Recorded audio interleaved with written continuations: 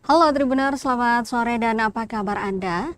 Senang sekali saya Putri Utami kembali menyapa Anda di Ambon hari ini, edisi Rabu 29 April 2026, di mana selama beberapa menit ke depan, kami akan menghadirkan sejumlah informasi terbaru dari beberapa daerah di Maluku untuk Anda. Kita mulai dengan berita pertama. Diskominfo Maluku paparkan progres Lawamenas 1 data dalam media briefing. Dinas Komunikasi dan Informatika Provinsi Maluku memaparkan progres pengembangan Lawamena 1 Data Maluku dalam kegiatan media briefing yang digelar di lantai 1 Hotel Zes Ambon pada Selasa 28 April 2026. Kepala Diskominfo Maluku Titus FL Ranwarin menjelaskan bahwa inisiatif Lawamena 1 Data lahir dari kebutuhan untuk mengatasi fragmentasi data yang selama ini tersebar di berbagai organisasi perangkat daerah atau OPD. Kondisi ini menurutnya kerap menjadi kendala dalam pengambilan keputusan yang cepat dan akurat oleh pimpinan daerah. Yang menambahkan portal tersebut tidak hanya menghimpun data daerah, tetapi juga akan terintegrasi dengan data pemerintah pusat melalui prinsip interoperabilitas. Dengan demikian, data yang digunakan dalam perencanaan pembangunan dapat saling terhubung dan melengkapi. Lebih lanjut bahwa pembangunan portal secara teknis didukung oleh program skala dengan tetap mengacu pada standar data dan metadata nasional. Hal ini dinilai penting untuk memastikan kualitas dan keseragaman data dalam sistem. Lawamena 1 Data Maluku direncanakan akan di-launching pada Mei 2026. Dengan harapan keberadaan Lawamena 1 Data Maluku membuat proses perencanaan pembangunan lebih efektif, efisien, dan tepat sasaran, khususnya dalam menjawab tantangan wilayah kepulauan. Untuk diketahui Tribuners, kegiatan bertajuk pemanfaatan sepakat sebagai alat bantu analisis dalam perencanaan pembangunan wilayah kepulauan dihadiri Deputi Bidang Pemberdayaan Masyarakat, Kependudukan, dan Ketenagakerjaan, Kementerian PPN/Bapenas Maliki, Kepala Bapeda Provinsi Maluku Anton Andrian Lailosa, Implementation Director Program Skala CED Waihau, serta Direktur Kemandirian Sosial Ekonomi Dinar Dana Karisma, dan perwakilan program skala pusat serta melibatkan insan pers di Ambon. Memastikan bahwa instrumen, alat, dan kemampuannya itu ada. Dalam hal ini tadi portalnya ada, kemudian instrumen analisanya ada, baik yang ada di dalam portal maupun sepakat, dan kemampuan data sektoral, yaitu data-data yang di OPD yang terpisah-pisah tadi yang Om Berce bilang, itu kedepannya kita udah satukan ini, satukan semua dalam portal. Ini nanti akan menjadi kunci yang utama bagi pemerintah untuk memberikan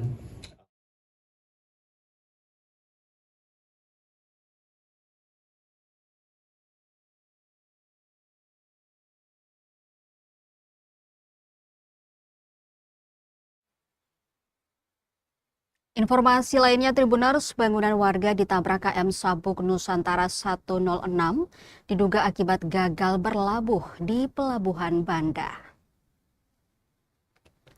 Kapal Sabuk Nusantara atau KM Sabuk Nusantara 106 menabrak bangunan milik warga Banda Neira, Kabupaten Maluku Tengah. Insiden naas itu dilaporkan warga melalui video amatir yang dibagikan lewat media sosial Facebook. Peristiwa itu diketahui terjadi pada Selasa 28 April pagi sekira pukul setengah 10 waktu Indonesia Timur saat kapal hendak berlabuh di Pelabuhan Laut Banda. Diduga gagal berlabuh, kapal motor Sabuk Nusantara 106 akhirnya menabrak bangunan milik warga saat hendak bersandar di pelabuhan Banda Neira. Insiden ini terjadi ketika kapal yang dioperasikan PT Pelayaran Nasional Indonesia atau PELNI tersebut keluar dari jalur sandar dan tidak berhasil merapat ke dermaga. Akibat kejadian itu, longboat milik warga yang berada di sekitar pelabuhan ikut ditabrak serta bangunan di pesisir. Salah satu yang mengalami kerusakan cukup parah adalah penginapan Rahmat yang bagian depannya rusak setelah tertabrak haluan kapal. Peristiwa tersebut terekam dalam video amatir yang beredar luas di media sosial. Dalam rekaman itu terlihat detik-detik kapal mendekati daratan hingga akhirnya menabrak bangunan 2 lantai, menyebabkan kerusakan signifikan pada struktur penginapan. Camat Banda Handayani Hasanusi membenarkan insiden tersebut. Ia mengaku hingga saat ini belum menerima laporan resmi dari pihak terkait dan masih menunggu hasil penyelidikan lebih lanjut. Hingga kini belum ada keterangan resmi dari pihak berwenang terkait penyebab pasti insiden tersebut. Sementara itu proses pendataan kerusakan dan dampak yang ditimbulkan masih terus dilakukan oleh pihak terkait.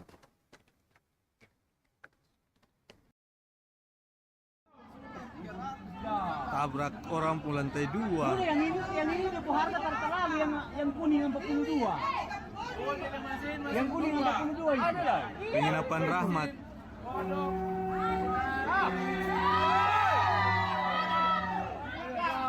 Bodoh. Oh dia terah, dia aman. Dia paling belakang putih berarti. Woi Lauye, padi bodoh, padi bokap, mau kemana Lauye? Gara-gara padi pek.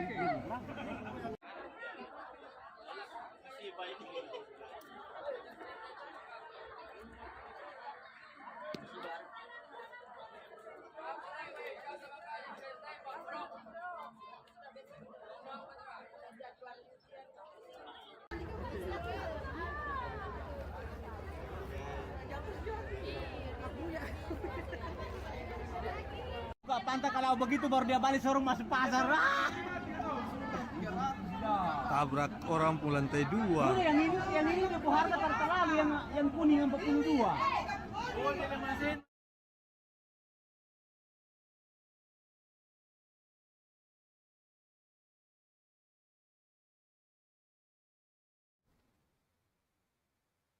Tribunarus penanganan kasus bansos dinilai lamban, Forum Cinta Maluku Tengah geruduk kantor Kejari.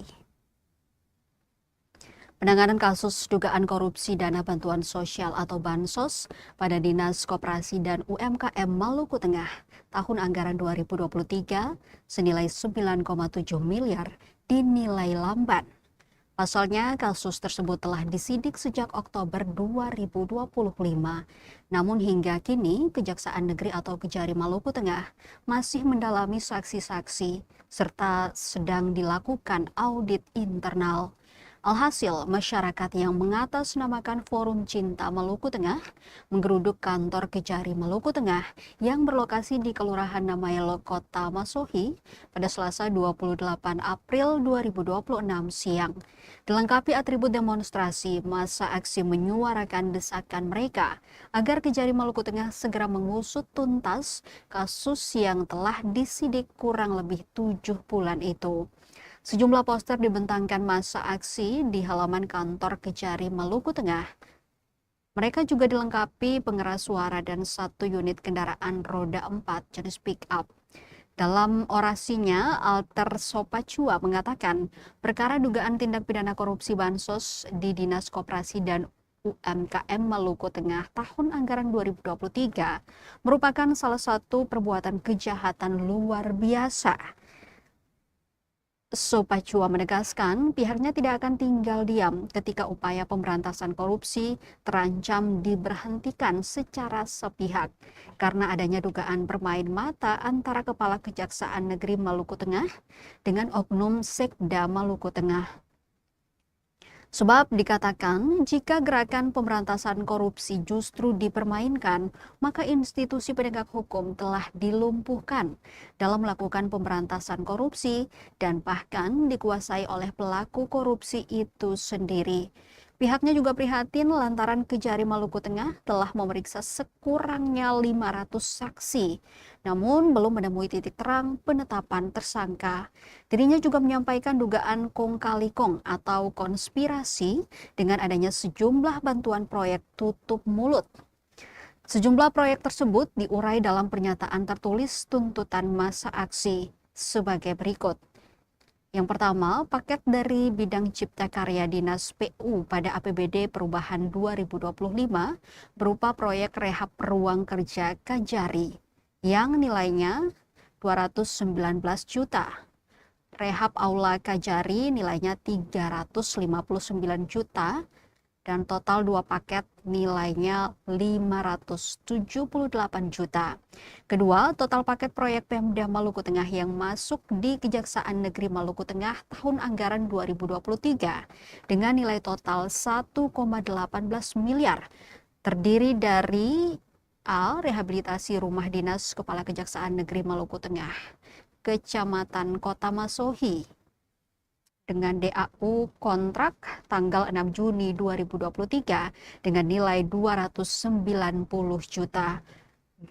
Rehabilitasi rumah dinas Kejaksaan Negeri Maluku Tengah, Kecamatan Kota Masohi dengan DAU kontrak tanggal 13 Maret 2023 senilai 194 juta. C. Rehabilitasi pagar rumah dinas Kejaksaan Negeri Maluku Tengah, Kecamatan Kota Masohi dengan DAU kontrak tanggal 13 Maret 2023 dengan nilai 54 juta. Kemudian D. Renovasi rumah dinas Kejaksaan Negeri Maluku Tengah, Kecamatan Kota Masohi dengan DAU kontrak tanggal 12 September 2023 dengan nilai 199,4 juta. Berikutnya rehabilitasi Aula Kejaksaan Negeri Maluku Tengah, Kecamatan Kota Masohi dengan DAU kontrak tanggal 13 Maret 2023 dengan nilai 94 juta. Selanjutnya rehabilitasi ruang Vikon Kejaksaan Negeri Maluku Tengah, Kecamatan Kota Masohi, DAU kontrak tanggal 12 September 2023 dengan nilai 99,5 juta. Lalu pembangunan atap carport Kejaksaan Negeri Maluku Tengah, Kecamatan Kota Masohi dengan APBD P kontrak tanggal 21 November 2023 dengan nilai 197,8 juta. Lalu pembangunan lapangan badminton Kejaksaan Negeri Maluku Tengah, Kecamatan Kota Masohi dengan APBDP kontrak tanggal 21 November 2023 dengan nilai 59,7 juta. Kepada publik akan transparan di daerah ini akibat kalian yang selalu melakukan kongkong setiap kasus korupsi yang dilaporkan oleh masyarakat di Kejari Maluku Tengah. Hari ini kami turun ke jalan setelah sekian lama kami vakum di daerah ini. Tapi berkaitan dengan persoalan penegakan hukum, saya ingin mengingatkan kita sesuai. Mereka akan mengundang kita tim penyidik.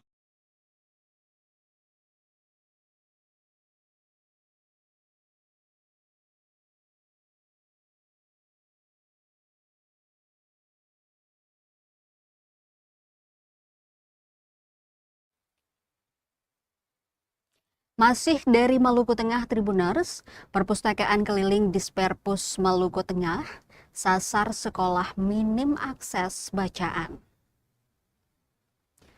Perpustakaan Keliling milik Dinas Perpustakaan atau Disperpus Maluku Tengah rutin menyambangi sekolah-sekolah yang memiliki keterbatasan sumber belajar. Mobil perpustakaan keliling dengan modifikasi khusus berisikan rak-rak buku menarik antusiasme para siswa. Puluhan buku bacaan berbagai tema menarik minat anak-anak untuk membaca, mulai dari bacaan pengetahuan umum, novel, buku bergambar, dan lainnya. 3 sekolah di Negeri Wahai, Kecamatan Seram Utara, disambangi perpustakaan keliling, Senin 27 April 2026. Sekolah-sekolah tersebut antara lain SD Negeri 181 Maluku Tengah, SD Negeri 185 Maluku Tengah, dan SMP Negeri 8 Maluku Tengah. Guru SD Negeri 185 Malteng, Nur Laila, menyampaikan manfaat yang dirasakan anak-anak muridnya. Aktivitas membaca pun terlihat aktif dengan kunjungan perpustakaan keliling tersebut. Ia berharap agar para siswa memiliki pemahaman dan wawasan yang lebih baik ke depannya. Senada dengan itu, Vika Arif yang adalah siswa SD Negeri 181 Maluku Tengah mengucapkan terima kasih atas kehadiran perpustakaan keliling tersebut. Di samping itu, Kepala Bidang Pengelolaan, layanan, dan pelestarian bahan pustaka Disperpus Maluku Tengah, Risa Karmini, menuturkan perpustakaan keliling merupakan layanan yang menghadirkan bahan bacaan langsung kepada masyarakat untuk meningkatkan minat baca dan literasi. Dalam pelaksanaan kerja di lapangan, kegiatan ini dilakukan secara rutin sesuai jadwal di berbagai lokasi seperti sekolah, desa, dan wilayah yang sulit dijangkau oleh petugas perpustakaan. Disampaikan Risa, layanan perpustakaan keliling hadir untuk mengatasi keterbatasan akses perpustakaan dengan cara turun langsung ke lapangan menggunakan mobil perpustakaan. Banyak koleksi buku, ini langsung penunjang kepada adik-adik sekalian tentang literasi. Di sini terdapat banyak buku untuk bisa adik-adik membaca. Kalau tidak membaca berarti kita tidak bisa pintar dan lain. Dengan adanya kedatangan mobil perpustakaan Maluku Tengah, di mana melatih anak-anak untuk membaca, kemudian selain membaca mereka bisa memahami buku atau bacaan yang mereka baca. Kemudian itu juga menambah wawasan mereka, menambah literasi mereka agar ke depan mereka lebih baik dari yang sebelumnya. Terima kasih Bapak-Bapak Dinas Perpustakaan Kabupaten Maluku Tengah yang telah mengunjungi sekolah kami SD Negeri 181 Maluku Tengah. Berkat kunjungan Bapak-Bapak kami bisa meningkatkan literasi membaca kami dan pengetahuan membaca di sekolah kami. Salam terima kasih. Ini kami dari Dinas Perpustakaan Kabupaten Maluku Tengah banyak koleksi buku. Ini langsung penunjang kepada adik-adik sekalian tentang literasi. Di sini terdapat banyak buku untuk bisa adik-adik membaca.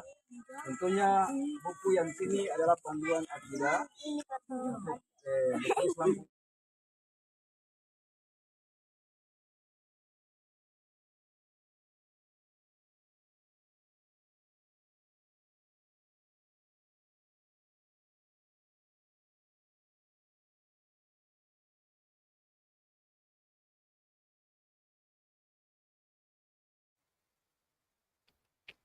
Dari Maluku Tengah kita ke Seram bagian timur, Tribuners. Dermaga Feri Air Nanang tak terawat, Dishub SBT sebut terkendala kewenangan dan anggaran. Dinas Perhubungan atau Dishub Kabupaten Seram bagian Timur atau SBT akhirnya angkat bicara terkait kondisi dermaga Feri Air Nanang di Kecamatan Seritaun Wida Timur.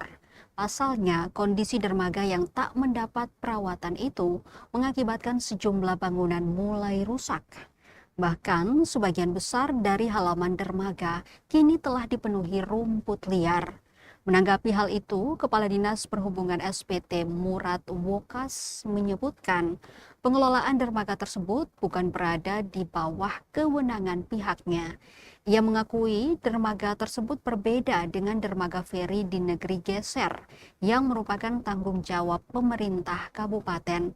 Meski begitu, dirinya mengakui kondisi dermaga saat ini belum terawat dengan baik, menyusul kebijakan pemerintah pusat terkait efisiensi anggaran. Ia menambahkan sebenarnya sudah ada langkah dari pemerintah provinsi dengan menempatkan petugas di lokasi dermaga. Namun demikian, upaya tersebut dinilai belum cukup untuk mengatasi seluruh permasalahan. Diberitakan sebelumnya, Tribuners, kondisi dermaga feri Air Nanang di Kecamatan Siritaun Wida Timur, Kabupaten SPT terlihat sepi dan tak terawat. Pantauan tribunambon.com di lokasi Senin 16 Maret 2026, area dermaga yang seharusnya menjadi jalur aktivitas kendaraan dan penumpang justru dipenuhi semak belukar yang tumbuh di sejumlah bagian halaman. Beberapa bagian area parkir dan akses menuju dermaga terlihat tertutup rumput liar, menandakan minimnya aktivitas kendaraan maupun penumpang di lokasi tersebut. Selain itu, fasilitas di sekitar dermaga seperti bangunan penunjang dan area sekitar tampak tidak dimanfaatkan secara optimal.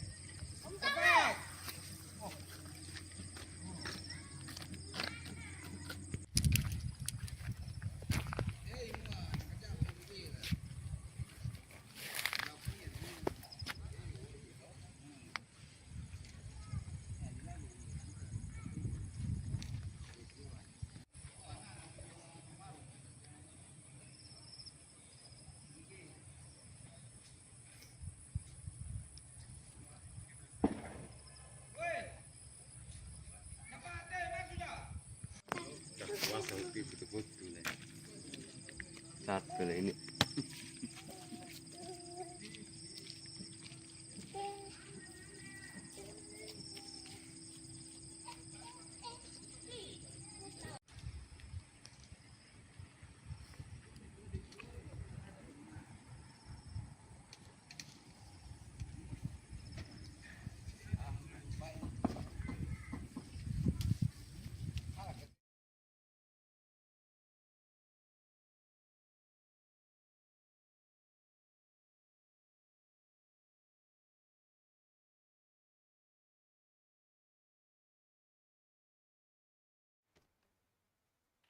Kita ke berita terakhir, Tribuners. Terminal Bula baru 25%, Dishub mulai operasikan bus bertahap. Kondisi Terminal Gumumai Kota Bula, Kabupaten Serang Bagian Timur atau SBT, tak kunjung rampung sepenuhnya. Selasa 28 April 2026. Akibatnya, aktivitas angkutan umum di Kota Bula tak berjalan sesuai aturan yang ada. Kepala Dinas Perhubungan Kabupaten Serang Bagian Timur, Murad Wokas, mengatakan progres pembangunan terminal tersebut baru mencapai sekitar 25%. Murad menjelaskan sejumlah fasilitas penting di dalam terminal juga belum siap digunakan. Bahkan beberapa bagian seperti loket sudah mengalami kerusakan meski belum difungsikan secara optimal. Kata dia, kondisi ini membuat pengoperasian terminal secara penuh belum memungkinkan dilakukan dalam waktu dekat. Namun, pihaknya tetap berupaya agar terminal tersebut mulai dimanfaatkan secara bertahap. Langkah awal yang akan dilakukan adalah dengan memasukkan armada bus ke dalam area terminal. Ia menambahkan pengoperasian bus akan difokuskan pada rute Bula menuju Ambon. Selain itu, bus-bus dari arah Ambon juga akan diarahkan masuk ke terminal secara bertahap. Sementara itu, untuk angkutan kota atau angkot, Murad menegaskan belum akan dimasukkan ke dalam terminal. Hal ini disebabkan kondisi akses jalan masuk yang belum memadai. Murad mengaku khawatir kondisi tersebut dapat merugikan para pemilik kendaraan. Pasalnya, kerusakan jalan berpotensi menyebabkan kerusakan kendaraan seperti ban dan komponen lainnya. Ia berharap ke depan anggaran dapat tersedia untuk melakukan pengaspalan jalan dan perbaikan fasilitas terminal. Ia juga optimis jika perbaikan dilakukan secara bertahap, terminal Bula dapat berfungsi maksimal sesuai peruntukannya.